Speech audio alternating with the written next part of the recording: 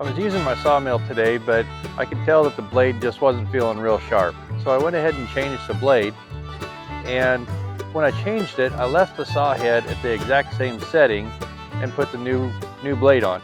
This following clip will show you how much deflection that blade was actually getting, even though the blade still was cutting pretty well, but it was deflecting from being just a little bit dull.